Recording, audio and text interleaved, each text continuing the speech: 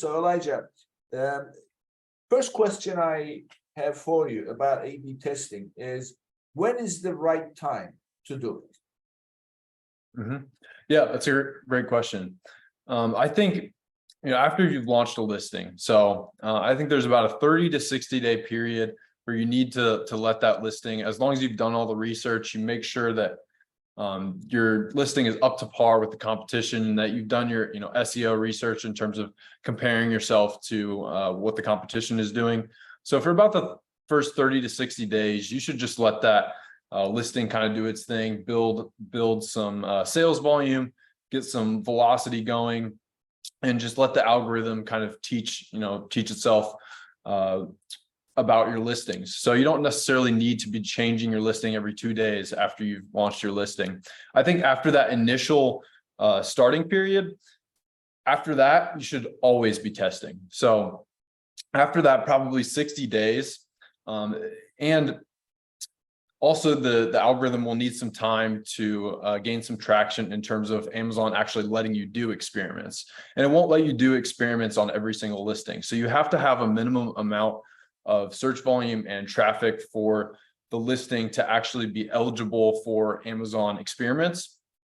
And you can still do testing without that, but you will need a certain amount of volume for Amazon to actually allow you to do experiments. So that's going to be the number one thing that you're going to need before you actually start doing A/B experiments, is Amazon allowing you to. And otherwise, we can still do some testing, but it won't necessarily be through Amazon's program. Yeah. Okay. So this is very important. So two things you shared with us right out of the gates. One is that don't do anything after you launch. Let it sit for 30 to 60 days, because what are you testing against? Maybe it's going to do really well, right? Maybe it's going to convert really well. Maybe you're going to get, obviously, as a new listing, you're going to get the honeymoon period, so it's going to give you a much better performance. But you don't really want to mess with that process until it becomes mature, settles down. I would say even 60 days, more a better way than 30, because no one really knows how long the honeymoon period is. And I believe, this is just me, after doing this long enough, that the better you do with your listing after you launch, the longer the honeymoon period is. So if you're not doing very well, then there's no point in prolonging it further. But again, there's no science behind this. I have no numbers. I just know that certain listings that do well. So, but after the honeymoon period is over, it becomes a mature listing.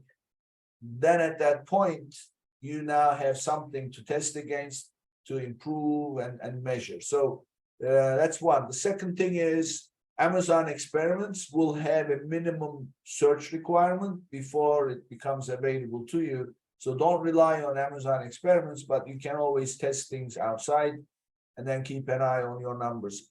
So do you know what that search volume is, Elijah? I don't know the exact search volume. I think Amazon has, through their algorithm, kind of determines when those products are eligible for those experiments. So it's really just based on their algorithm, as most things are within the Amazon system. And at that point, they grant you the ability to do the testing. And it's usually, if you've been running for a while and you have a listing with, I'd say maybe a general rule of thumb is, if you're doing over $10,000 a month in a product, it's very likely that you would be eligible for the experiments. And it could be less, it could be a little bit more, but usually if you're over that mark, you should be eligible for experiments in most cases, I would say. Okay. And so obviously Amazon experiments is something that's available only to brand registry sellers. So if you have your trademark and you are on Amazon brand registry, this will be available to you. You just need to make sure that your Seller Central account is connected to your brand registry account, right? If they are not connected the right way, you are simply going to be seen as a reseller of your own brand. And you don't want that. So you want to make sure that you've connected your brand registry to your Seller Central. So for those who are not familiar with it, share with us what is available in Amazon Experiments. What can you test? Yeah, so you can test the product title, you can test the main image, test bullet points, A+ content, and product description. So those 5 components you are able to test within the experiments.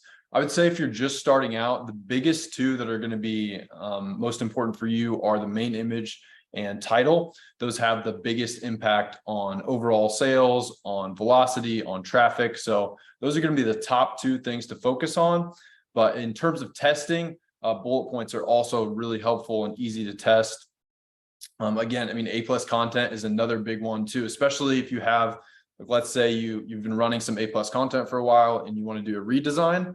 Well, maybe you don't just redesign it and then just do it. You actually can test it through the experiments, through a split test, A/B testing, and see, well, you think it's better just because you have more complex imagery, you have better designed content. You might just assume it's better, but it might be a good idea to actually test it against your old one. Maybe it's your old A+ content's a little more simple. It's just not quite as complex, but it actually converts better. So it's a good opportunity to actually run an experiment and make sure what you think is correct. It can kind of prove your hypothesis correct or not by running that test initially with A+ content.